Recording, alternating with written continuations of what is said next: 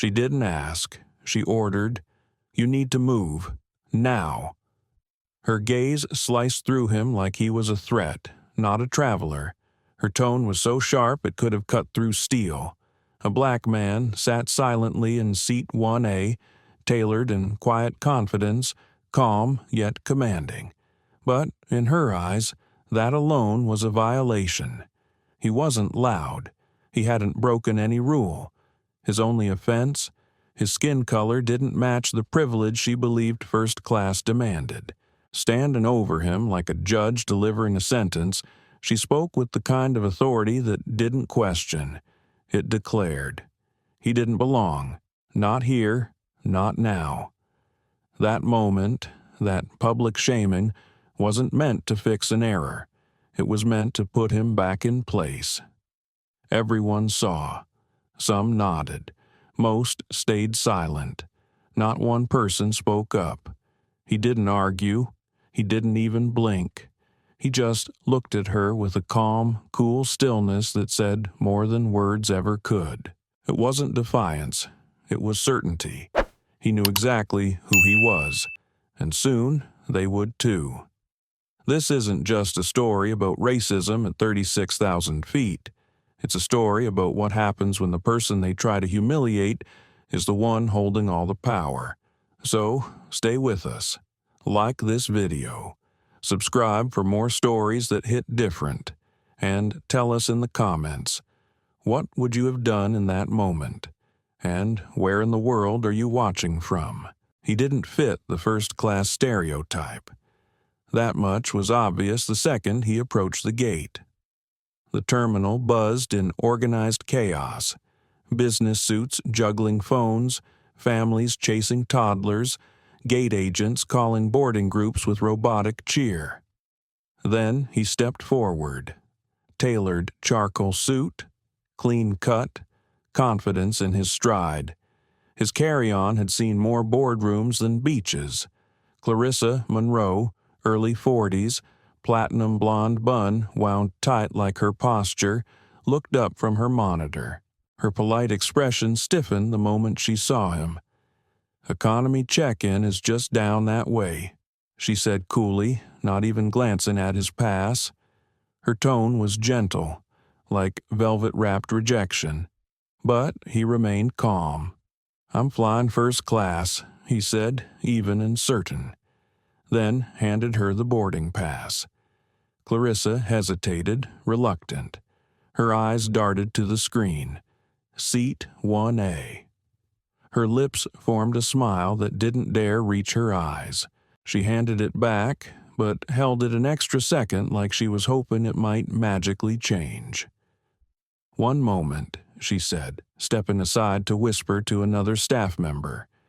He didn't react, just watched the glances, the side eyes, the unspoken math they were all doing in their heads. Does he really belong here? Did he win some contest? Affirmative action, maybe? It wasn't written down. It floated like invisible smog. Clarissa returned. "You may proceed," she said. Her voice was clipped, short, dismissive. He nodded. No smile, no thank you, no need to perform politeness for people like her. As he boarded, leather seats gleamed under soft lights. Jazz whispered from hidden speakers. The scent of citrus polish hung in the air. Ahead of him, a white couple was welcomed warmly. "Mr. and Mrs. Lancaster, welcome back." The flight attendant beamed. But when he stepped forward, the blonde attendant's smile faltered. She looked at his ticket, then at him, then again at the ticket. That hesitation, half a second too long, said everything. "Right this way, sir," she finally managed. He found seat 1A by the window and slid his briefcase beneath the seat. As he settled in, he noticed the man across the aisle. A silver-haired guy in a salmon polo and gold watch leaned toward his wife and whispered something. He didn't need to hear the words. The side glance told him enough. He took a deep breath, exhaled slowly, focused forward. But she wasn't done.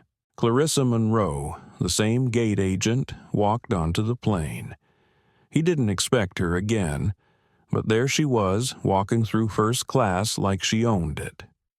"Sir," she said, her smile now fabricated from protocol, "can I see your boarding pass again?" Without a word, he handed it to her, meeting her gaze squarely. She glanced at it, then at him, then back at the screen. "Just some internal errors," she murmured. "Busy day." "Of course," he replied coolly. "Wouldn't want anyone in the wrong seat." She flared her nostrils just slightly, but said nothing more. She handed it back. He didn't move, didn't flinch, just folded his hands. To the others, the moment had passed, but he knew better. In the wrong section. That's all she said before handing back the pass and walking away, nostrils flaring just enough to betray her control. No explanation, no apology. Darius Ellington didn't budge. He folded his hands neatly in his lap and stared ahead, unmoving. To a casual observer, the incident was over. But Darius knew better.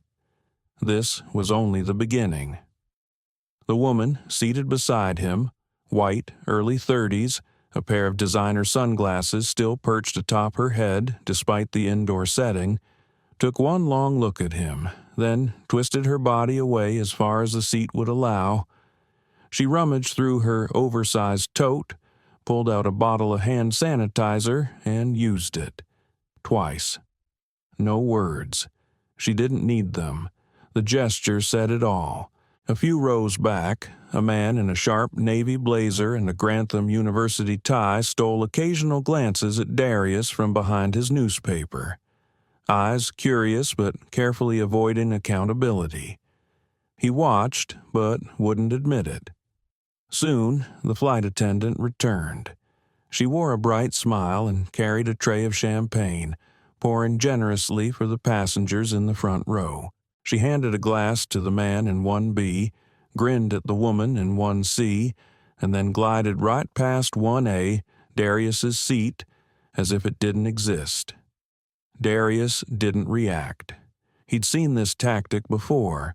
Pretend it's an oversight. Force the passenger to ask, and when they do, act like they're being difficult. It was quiet warfare. Polite on the surface, venom underneath, invisible to most, but not to him. He opened his briefcase, retrieved his tablet, and focused on what mattered. His itinerary, his business. Outside the plane, the last of the passengers were boarding. The captain's voice came over the speakers with smooth, cheerful warmth, welcoming everyone aboard. First class had settled into its plush hush, or at least that's how it looked from the outside. Inside, Darius sat perfectly still, composed, untouched. But the pressure of every side-eye, every pause, every slight weighed heavy on him like the pressurized cabin itself. He wasn't angry yet. He was observant, calculating, taking notes. They had no idea who they were dealing with. He focused instead on the meeting ahead, months of negotiations leading to one of the most significant deals of his career, the acquisition of a rapidly rising logistics empire, a deal worth $740 million. This wasn't just any flight. It was the final stretch toward changing the industry, and no one in that cabin had the faintest clue. Beside him, the woman in 1B pulled her shawl tighter, visibly recoiling like his presence was radioactive. She leaned toward the aisle, pressed the call button, and when the blonde flight attendant arrived, whispered something discreetly. The attendant glanced at Darius mid-sentence, then gave a pinched smile and quickly disappeared toward the galley. Moments later, Clarissa Monroe, the same gate agent who had judged him at the terminal, reappeared. This time, she moved with the stiff professionalism of someone pretending everything was normal while boiling underneath. She stopped at his row, cleared her throat dramatically. "Mr. Ellington," she said, her voice cloaked in civility but laced with warning, "we've received a concern from another guest. Just to ensure everyone's comfort, I need to verify once more that this is your assigned seat." Darius looked up from his tablet, his voice calm but assertive. "You've already checked twice, Ms. Monroe. Would you like to see the digital confirmation as well?" Clarissa froze, just for a second. The screen of his tablet glowed softly in his lap, an open document waiting. She glanced down at it, then shook her head stiffly. "That won't be necessary," she muttered, but her eyes flicked toward the woman beside him, who had now turned her whole body away, pretending to scroll through her phone. Other passengers were watching now. The ones across the aisle squirmed in their seats. A man in a beige linen jacket leaned toward his partner and whispered something, half hiding behind his complimentary newspaper. Darius knew this scene. He'd lived it in conference rooms where the nods never came, in investment rounds where the respect always arrived a beat too late. The rules were never broken, not officially. They were twisted just enough to be called policy, just enough to gaslight. He returned his eyes to his tablet, but the energy in the cabin was shifting. The woman beside him sighed, loud and performative, and pressed the call button again. This time she asked, "Are there any seats further away?" The attendant forced a smile, tight, apologetic, and replied, "I'm afraid the cabin is full." The woman huffed. "Of course it is," she muttered, then turned and gave Darius a long glare, sharp and unashamed. The champagne cart returned. Darius watched as the bubbles danced inside crystal flutes. Row after row received their glasses. Then it reached him, and again skipped his row. He waited. A pause. Then, in a tone smooth as silk but firm as stone, he spoke. "Excuse me. May I have a glass?" The attendant stiffened, as if surprised he had spoken at all. She poured, barely half a serving, handed it over wordlessly, then moved on without eye contact or even a nod. He didn't sip it for the taste. He sipped it for the principle, because every microaggression only sharpened the edge of his awareness, and these people had just insulted the wrong man. The glass landed in his hand. No words, no smile, just the motion. Cold, mechanical. Darius Ellington sipped slowly, not for the taste, but to make a point. He wasn't going to let anyone define his place here. Every passive-aggressive slight only sharpened his focus. These weren't just missteps. They were symptoms of something deeper, and these people had just revealed themselves to the wrong man. Across the aisle, a man in his 50s leaned in, his tone walking that thin line between sympathy and smug curiosity. "Rough start already?" Darius met his eyes with calm, deliberate stillness. "Nothing I haven't handled before," he replied. The man nodded, pretending to understand, but the half-smirk said otherwise. Overhead, the seatbelt sign chimed, signaling the final moments before takeoff. Some glanced toward the cockpit. Others buried themselves in their screens. But Darius remained still, tapping through his tablet, adjusting the final slides of his pitch deck. The deal waiting on the other coast was far more important than anything in that cabin. That meeting represented more than money. It was legacy, strategy, control, and control is what grounded him. But Clarissa Monroe wasn't finished. She returned once more, standing stiff beside his seat, and this time spoke loud enough for the whole cabin to hear. "Ladies and gentlemen, please ensure you're seated in your assigned seats. If anyone has moved, now's the time to let us know."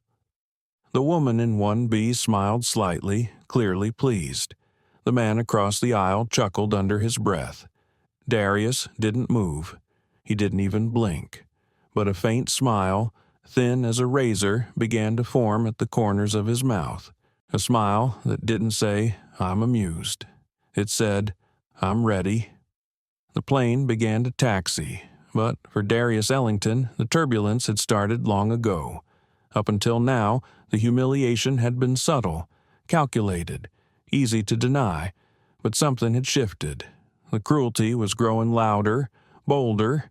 It no longer hid behind policy. Clarissa reappeared with the beverage cart. This time her warmth was artificial, her smile pre-packaged. To the woman in 1B, she beamed. "Would you like red or white, sparkling or still?" To the couple across the aisle, she laughed lightly, still celebrating the honeymoon. Then she reached 1A, Darius's seat, and her whole demeanor changed. No smile, no eye contact, only silence. She poured drinks for passengers behind him, deliberately skipping over his row as if he weren't there at all. Darius waited until the cart had rolled past, then spoke, calm and clear. "Excuse me, I believe you missed me." Clarissa stopped, turned slowly. Her expression tightened. "We're prioritizing premium tier members today, sir. Champagne is reserved for our actual VIPs. Her voice wasn't loud, but it cut through the cabin like a blade. Heads turned. Darius glanced down at his tray table, then back up at her. His voice was even. "My ticket didn't mention any status requirement for standard hospitality." Clarissa folded her arms, tilting her head with mock confusion. "I'm sure it's just a mix-up. We've had a lot of them on this flight," but they both knew it wasn't a mistake. Darius leaned back in his seat, letting out a slow breath. "If you're going to treat me differently," he said, "at least be honest about it." Clarissa blinked, thrown for a moment by the clarity in his tone. Her composure wavered, just for a second. Then, with robotic precision, she poured him a glass. Not champagne, but lukewarm water, flat and lifeless, and set it down without a word. She moved on. But, just a few steps later, she circled back, pretending to adjust the overhead bins.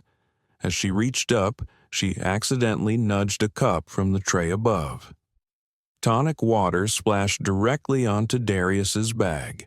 Cold droplets soaked into the leather and into the edge of a folder peeking out. Darius instinctively pulled the bag closer, inspecting the damage. "My apologies," Clarissa said quickly, her face unreadable.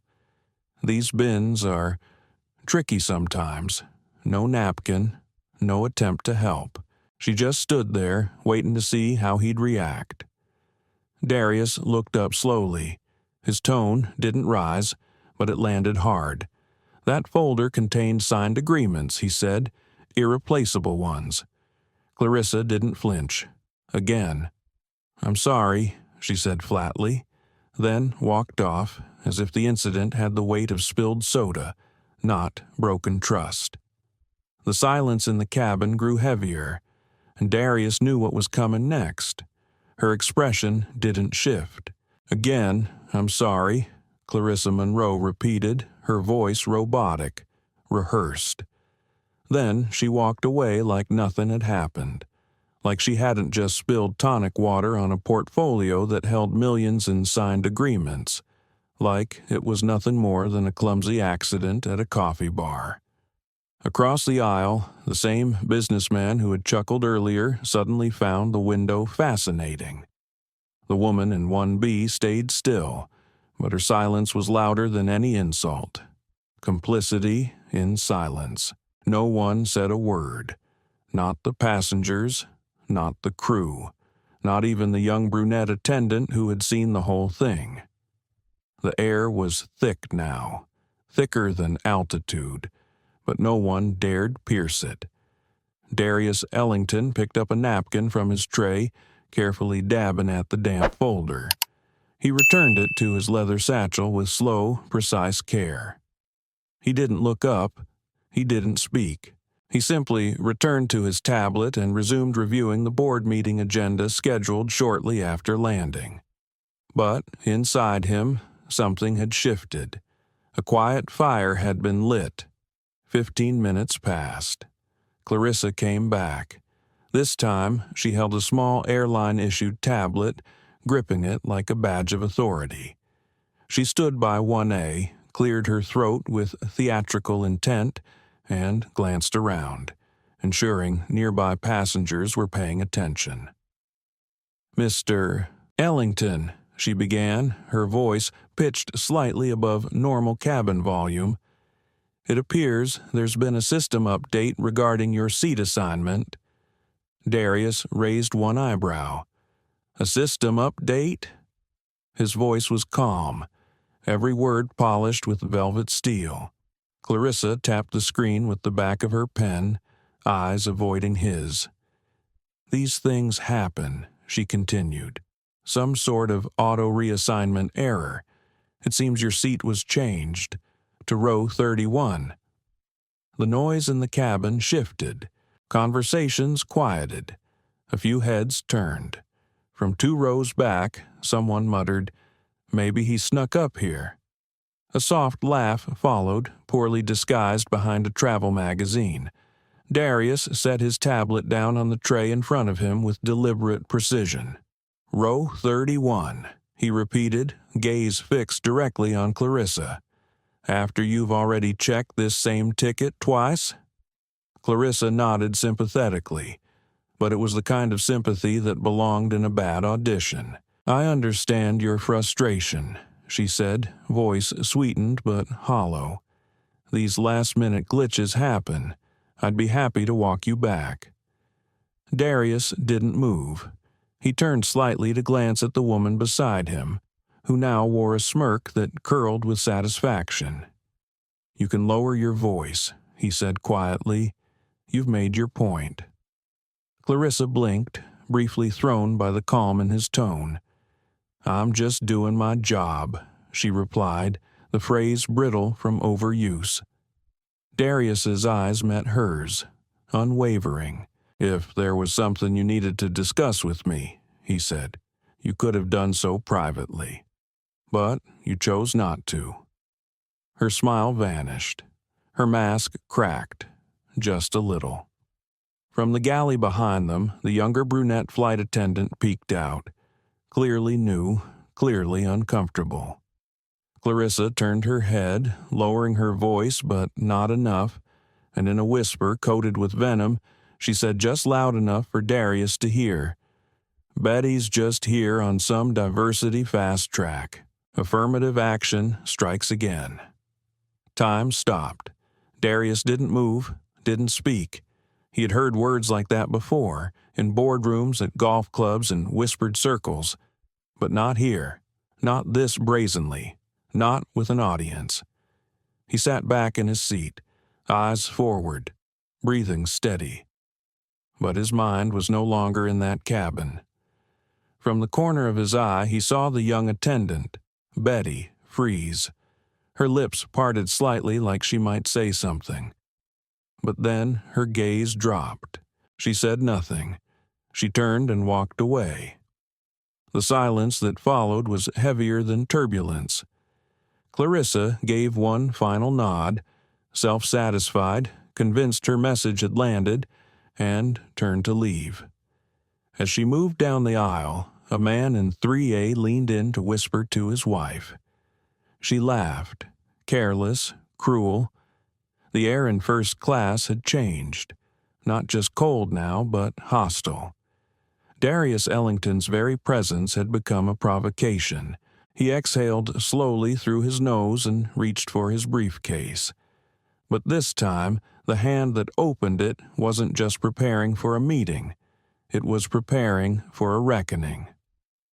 "Your seat assignment," Clarissa Monroe repeated, tapping the tablet in her hand like it held undeniable truth, "was flagged in the system." These glitches happen sometimes. You've been reassigned to row 31. Darius Ellington arched a brow. An error, he said, every syllable wrapped in velvet and iron. The cabin had quieted. Nearby passengers had stopped pretending not to listen. Someone 2 rows behind let out a chuckle. Another voice murmured, "Maybe he just wandered up here." A woman's giggle followed, muffled behind a glossy magazine. Darius slowly leaned forward, placing his tablet gently onto the tray in front of him. "Row 31, he repeated, locking eyes with Clarissa. "After you've checked this exact boarding pass twice?" Clarissa nodded with artificial sympathy, the kind that belonged more to actors than professionals. "I get it. Really. But sometimes the system updates last minute." She offered a sugary smile that didn't touch her eyes. "I'd be happy to escort you myself." He didn't move. He turned toward the woman beside him, arms folded now, a pleased little smirk playing on her lips like she had won something. "You can lower your voice," he said evenly. "You've already made your point." Clarissa hesitated, just briefly. His composure knocked her off rhythm. "I'm sorry," she replied, but it rang hollow. Darius didn't break his gaze. "This performance? It's unnecessary," he said. "If you wanted to speak with me about something, you could have done it quietly. But you didn't." Her smile vanished. The carefully curated persona fell away. "I'm simply doing my job," she replied stiffly. From the galley, the younger brunette attendant, Betty, peeked out, her posture tentative, unsure. And then, with a poisonous tilt of her head, Clarissa leaned closer to Betty and whispered, not to Betty, not even to Darius directly, but just loud enough for him to hear. "Betty's just part of some fast-track diversity ride. Affirmative action, always showing up when you least need it." Time slowed. Darius didn't speak, didn't flinch, didn't even turn his head. The words hit like ice, not because they were new. He'd heard them whispered in boardrooms and cigar lounges. But this time, they weren't whispered behind closed doors. They were said out loud, in public, with boldness, with impunity. He leaned back in his seat, gaze fixed ahead. His body stayed still, but his mind was already working, remembering, calculating. He caught a glimpse of Betty's face in his peripheral vision. Her mouth parted slightly like she wanted to speak, to intervene. But then her eyes dropped, her courage folded. She turned away, and no one else said anything. Not a passenger, not a crew member, not even the senior attendant. The silence that followed, it was thicker than any cloud they'd fly through. Clarissa, convinced she'd done her duty, offered a final patronizing nod, like a queen addressing a subject, and walked away. As she passed, the man in 3A leaned toward his wife and whispered something. She laughed without restraint, not even pretending to hide it. The cabin had changed. It wasn't just frosty anymore, it was hostile. Darius exhaled slowly and reached for his briefcase. The quiet battle Clarissa had started when he first stepped onto the plane, through glares, pauses, and thinly veiled condescension, had now escalated from microaggressions into a full-scale humiliation campaign. But what she didn't know was this. The moment she thought would finally strip him of dignity was the moment she exposed herself to everyone watching. She returned to the front, mask of authority still barely intact, and as she passed his seat again, she caught a glimmer of rose-gold metal on his wrist. A Monarch chrono, subtle, luxurious, rare. She paused, leaned in, just enough to feign a casual moment. "Nice watch," she said, loud enough for a few passengers to hear. Darius looked at her, expression unreadable. He said nothing. She added, a smirk curling beneath her words. "Fake flex, though. No offense. But if you're going to wear something like that, you should probably have the rest of the look to match." A couple of heads turned. Some passengers blinked, unsure if they'd heard her right. One furrowed his brow. Another woman glanced down awkwardly at her hands. But Clarissa mistook their silence for agreement and pressed further. "Next time, maybe try buying the respect before the accessories," she said, sniffing with smug satisfaction.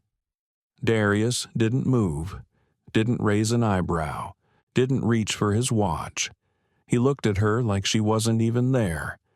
And that silence, that refusal to acknowledge her, it infuriated her more than any insult ever could. Her voice cracked the air, sharp, brittle, no longer hiding behind the illusion of service. "Are you even listening, sir?" she snapped. More heads turned now. Darius continued to stare forward, composed. That's when she lost it. "Answer me," she shouted. Her voice cut across the cabin like a blade. A small boy clutching a stuffed bear let out a startled cry. His mother pulled him close, eyes wide and alarmed. Clarissa didn't apologize. She didn't back down. She just stood there, teeth clenched, eyes burning holes into the man who refused to shrink. But Darius still didn't speak, because he didn't need to. "Are you even listening, sir?" The words cracked through the cabin like a whip. Clarissa Monroe's voice had lost its professional edge. Now it was brittle, unhinged. Her tone cut through the soft hum of the engines, drawing every pair of eyes in the room. Darius Ellington didn't flinch, didn't blink. He looked past her, unmoved. That's when she snapped. "Answer me," she shouted. The cry startled a young boy across the aisle, no more than 5, who clutched a small teddy bear and began to cry. His mother turned quickly, alarm in her eyes, pulling him close. She shot Clarissa a fierce glare that held no confusion, only anger. Clarissa didn't apologize. She didn't even blink. She stood frozen, jaw clenched, eyes burning into Darius like she expected him to finally break. He didn't. The boy's father rose halfway from his seat, clearly ready to say something, but hesitated. The tension was sharp, thick, like static before a storm. The silence that followed her outburst felt eternal. Clarissa realized too late what she'd done. She straightened, cleared her throat awkwardly, and turned toward the galley in a stiff attempt to salvage dignity. But it was over. What had started as a power trip had now crumbled into a meltdown. She hadn't just overstepped, she'd detonated her own credibility. In her desperation to assert control, she had done the one thing you never do on a plane filled with strangers. She made herself the story. Darius, still calm, reached for his water. He took a slow, measured sip, set the cup back onto the tray table, and finally spoke. Not to her, not even to anyone in particular. His voice was low, steady, and chillingly clear. "People like to say the uniform makes the role," he said, "but some forget. It doesn't make the character." A man in 2C gave a thoughtful nod. The mother of the crying boy looked over, eyes soft, and mouthed a sincere, silent thank you. In 2D, a law student who had quietly started recording earlier now lifted his phone more openly. This wasn't for secrets anymore. This was documentation. Across the cabin, glances began to shift, not toward Darius, but toward Clarissa's now empty spot near the galley. Doubt wasn't creeping in, it was pouring. And Darius knew. The shift had begun. The cabin, once heavy with silent judgment, now felt uncomfortable in a different way. Passengers who had once grinned or stayed politely detached now shifted in their seats, unsure how to react, ashamed they hadn't spoken sooner. Darius hadn't moved an inch. But somehow the air around him had changed. His silence no longer looked like submission. It looked like authority. It made people nervous. It made them wonder, who is this man? And then, as if fate were waiting for its cue, it happened. The cabin lights dimmed, casting a warm dusk glow overhead. 2 rows back, a teenager leaned into his tablet, scrolling through headlines under the soft blue light of the screen. He blinked, looked again, then looked up at Darius, then back to his screen. "Wait," he whispered. But in the hush of the cabin, even that quiet word carried. "Wait," he said louder. "Is that him? The guy who just closed the $740 million logistics deal?" The spark ignited instantly. Heads turned. Conversations froze. Eyes locked in disbelief. A middle-aged woman in 3C gasped softly, turning to her husband. "Darius Ellington," she whispered. Her husband was already pulling out his phone, flipping through the Market View app. He tapped a headline and held up the screen for her to see. It showed a sharply dressed black man stepping out of a black luxury SUV flanked by top investors, shaking hands outside a major international boardroom. The headline read, "Darius Ellington finalizes $740 million acquisition of Aero North Logistics, the man rewriting the rules of global supply chains." A second later, someone near row 2 let out a low whistle. "That's him," the man said aloud. "I just saw him on CNBC yesterday. He's everywhere right now." The cabin didn't erupt.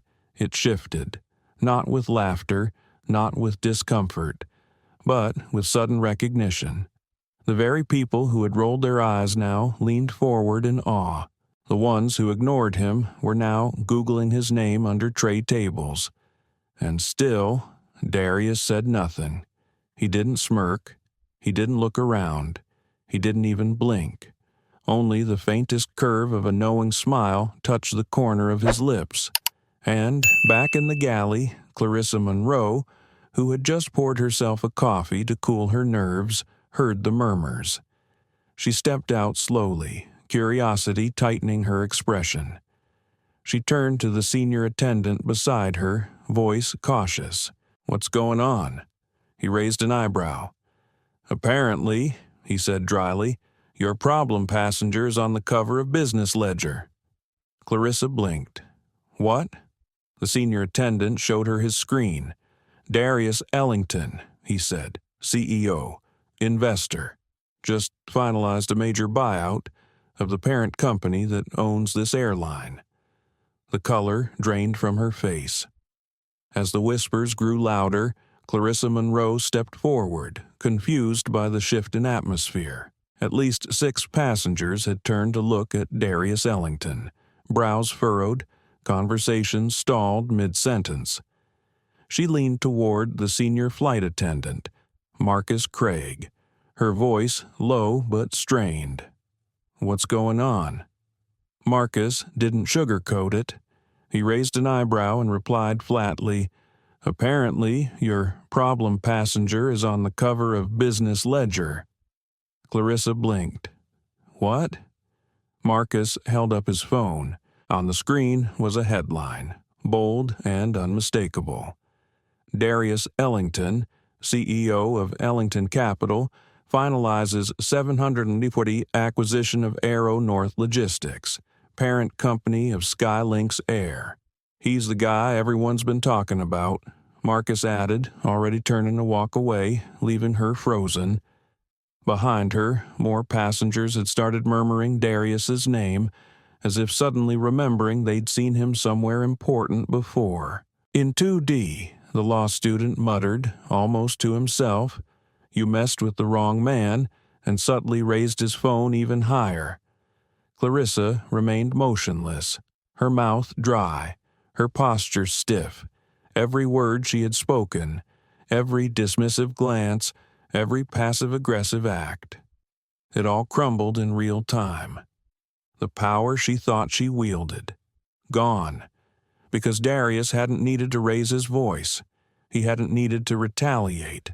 All he'd done was wait. Patience, poise, precision. And now that the truth had surfaced, he didn't have to speak to be heard. The entire cabin had heard enough. Passengers who had refused eye contact earlier now turned toward him with something new in their eyes. Guilt, admiration, shame. One man even shifted slightly in his seat, subconsciously clearing space for Darius, even though he hadn't moved. Clarissa still stood near the galley curtain, pale and stunned, her knuckles white around the edge of the beverage cart. She had been so sure, so convinced that he didn't belong. But she never once considered who she was talking to, that the man sitting silently in 1A could alter her fate with a sentence. And then he moved.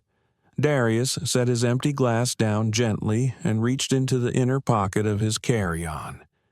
He pulled out a slim, graphite-gray laptop. It lit up instantly under his fingerprint. A second later, facial recognition blinked and granted full access. With a few clean taps, he mirrored his screen to the 17-inch executive monitor embedded in the first-class cabin wall, installed for high-tier travelers and private in-flight presentations. The cabin dimmed. The screen flickered. And then, a crisp deck in slate blue and white. Title: Strategic Acquisition Overview, Aero North Air, ex Ellington Capital. There was no dramatic music, no cinematic flourish, just facts. Slide after slide of financials, infrastructure data, merger terms, and then, bold on screen, $740,000 a direct equity investment to acquire 40% ownership of Aero North Holdings, the parent company of the very airline they were flying on. A hush fell over the cabin. Even the steady thrum of the engines seemed to fade. In the center of the deck, lead executive, Darius J. Ellington, CEO, Ellington Capital. No one needed an MBA to understand what that meant. He wasn't just wealthy. He wasn't just some businessman. He was the man orchestrating one of the most significant airline acquisitions in recent history. And for the last 2 hours, they'd treated him like an intruder. Across the aisle, the woman who had turned her back on him earlier gasped softly, covering her mouth. Another man who had laughed at the seat reassignment comment now stared at the floor, face flushed with guilt. Clarissa took a step back. Her voice caught, but Darius never looked at her. He tapped his phone once, opened a secure internal app, typed in a brief message, withdraw offer, full blacklist, initiate PR containment, no further contact. He pressed send. The ripple effects of that message extended far beyond the fuselage. In a boardroom across the country, the acquisition team would suddenly pause mid-sentence. Shareholders would receive alerts.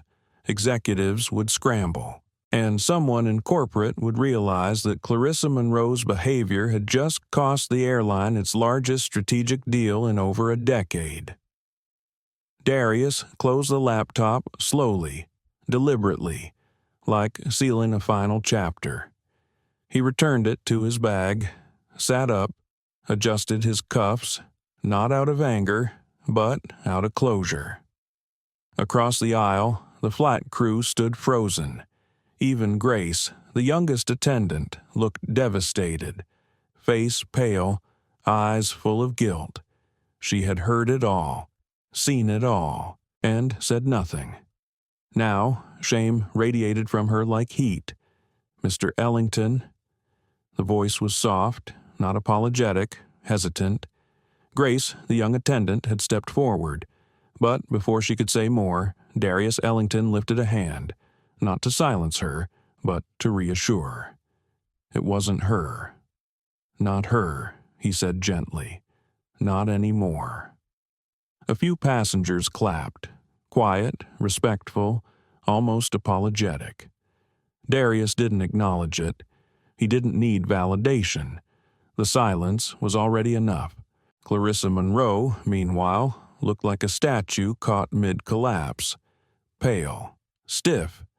Her mind raced, but her body stayed frozen, one knee nearly given out beneath her. She took a step forward as if professionalism could still be salvaged, and her voice cracked. "Mr. Ellington," she whispered, I didn't know." Darius turned toward her, not with rage or spite, but with a clarity so sharp it cut deeper than anger ever could. "No, Ms. Monroe," he said, voice smooth as polished glass. "You didn't care to know. That's the difference." Then he turned away, calmly, and placed his noise-canceling headphones over his ears. And for the remainder of the flight, no one disturbed him. He sat still, head back, expression unreadable, headphones resting around his neck, eyes on the sky.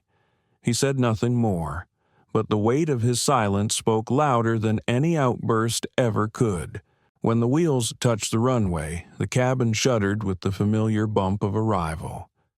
A quiet, collective breath passed through first class, but Darius didn't shift. He wasn't satisfied. He wasn't angry. He was resolved. As the seatbelt sign chimed off, passengers slowly began collecting their bags, careful not to look too directly at him, but stealing glances anyway. And then something no one expected happened. Standing just outside the aircraft door was a sharply dressed man in a tailored navy suit.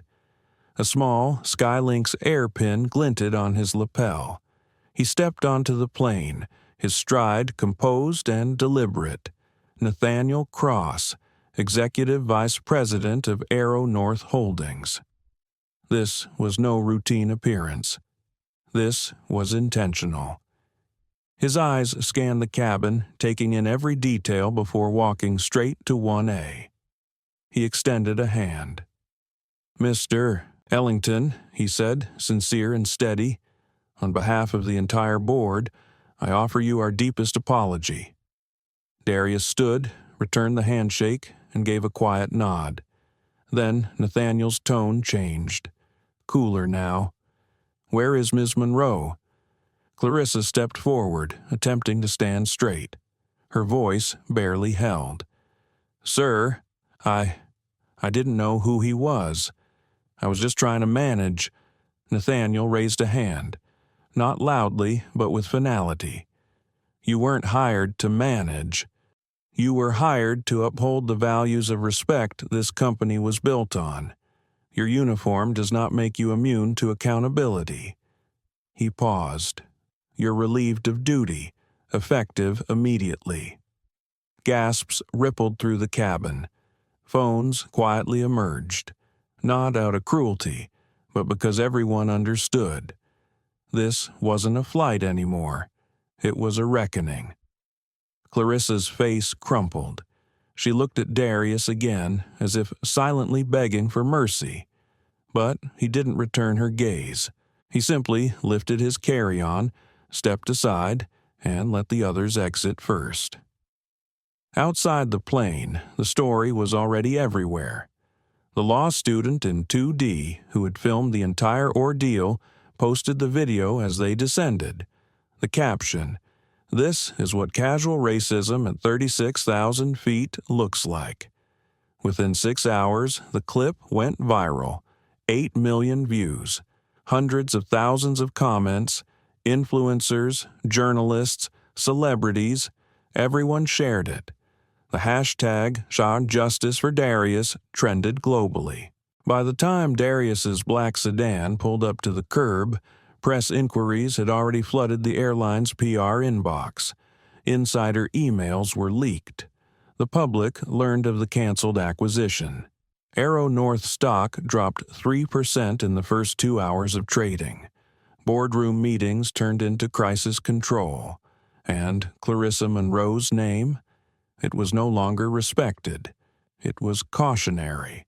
Within 24 hours, every employment agency she applied to rejected her.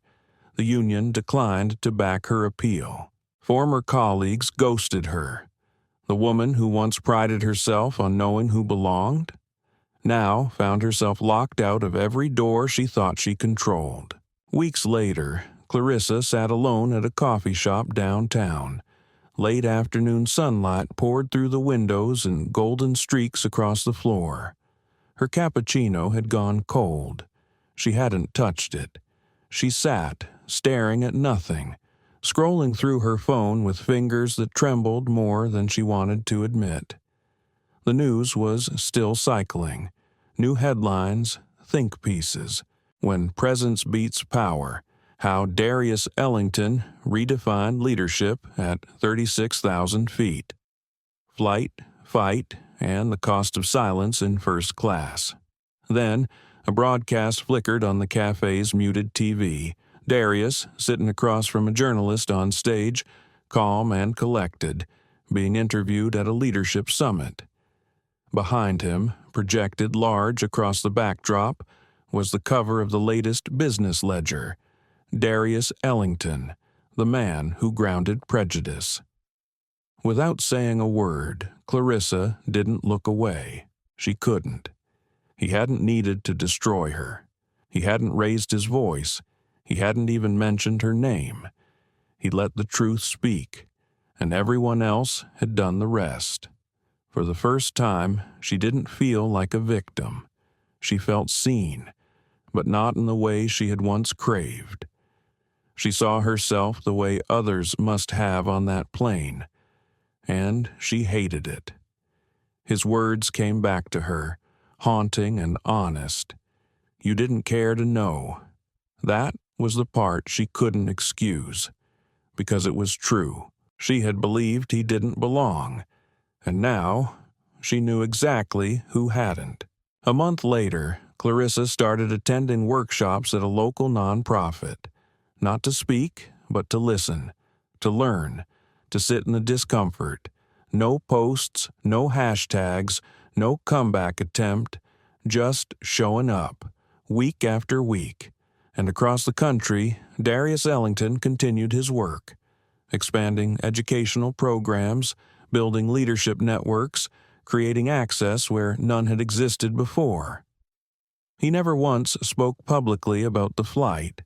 He didn't need to, because what happened up there, it had already written itself into the sky. Her fingers tapped nervously against the rim of a cappuccino that had long gone cold. Clarissa Monroe hadn't touched it. A week had passed since the flight, but to her, time no longer moved in days. It moved in headlines, notifications, and silence. She'd tried to regain control, filed a grievance with the airline, cited emotional distress, pointed to her tenure, her spotless record, claimed she had been the one discriminated against. But no one came to her defense, not the union, not the airline, not even her former colleagues.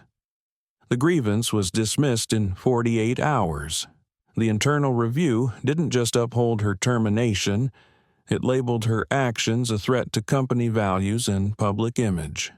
She had applied to 12 other airlines. All responded the same way, with silence. One recruiter left a voicemail that was awkward but honest. We just can't take the PR risk right now. Her name had become searchable for all the wrong reasons. Clips, hashtags, think pieces titled, When Power Meets Prejudice. Why first class still isn't equal. The world she had once navigated so comfortably had shrunk into something harsh and humiliating. Across the cafe, a muted television aired a segment on Business Ledger Now. She wasn't watching, not at first. But then she heard the name. Darius Ellington. Her head turned, slowly, almost involuntarily. There he was, sitting across from a journalist on stage in San Francisco, calm as ever, answering questions about leadership, legacy, and equity. Behind him, a massive screen displayed the cover of the latest business ledger, Darius Ellington, the man who grounded prejudice with a 740-mile decision. Clarissa stared at the screen. The headline wasn't angry. It wasn't gloating. It was powerful, quiet, resolute. And that made it worse. He hadn't needed to ruin her. He hadn't shouted. He hadn't retaliated. He hadn't even named her. He simply let the truth rise, and the world had responded. For the first time in her life, Clarissa didn't feel like a victim. She felt seen. Not as she had once been seen, respected because of a title or a uniform. No. She saw herself the way others must have seen her that day, and she hated it. Her own words echoed back in her mind. Fake flex. Champagne is for actual VIPs. Move to the back. She winced, not just at the words, but at the certainty with which she'd believed them. It wasn't the policy.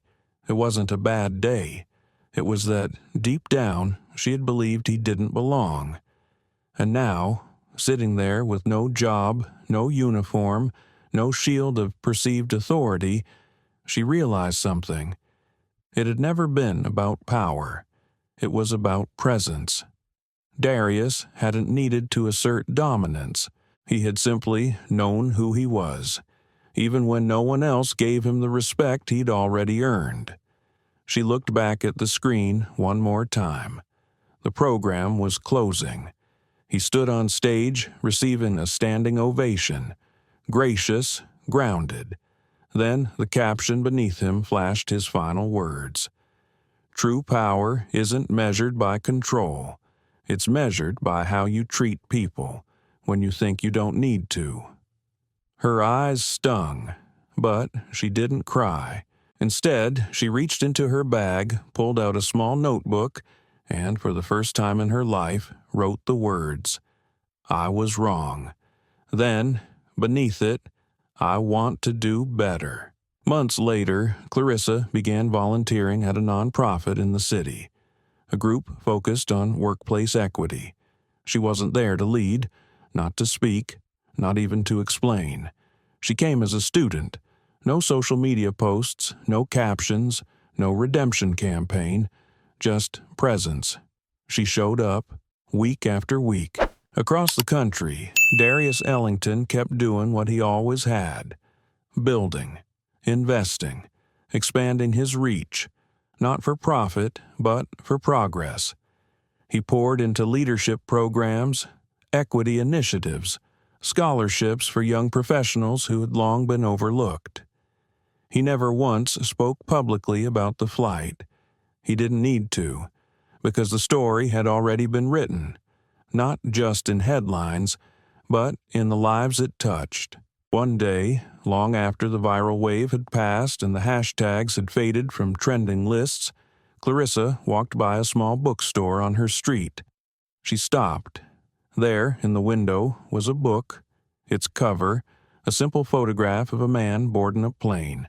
No entourage, no fanfare, just dignity. The title, Altitude, Rising Above. Bias with Grace by Darius Ellington. She didn't look away. She walked inside, bought a copy, read every word, and for the first time she understood. Redemption doesn't come from proving you were right. It comes from facing the truth and choosing to live differently because of it.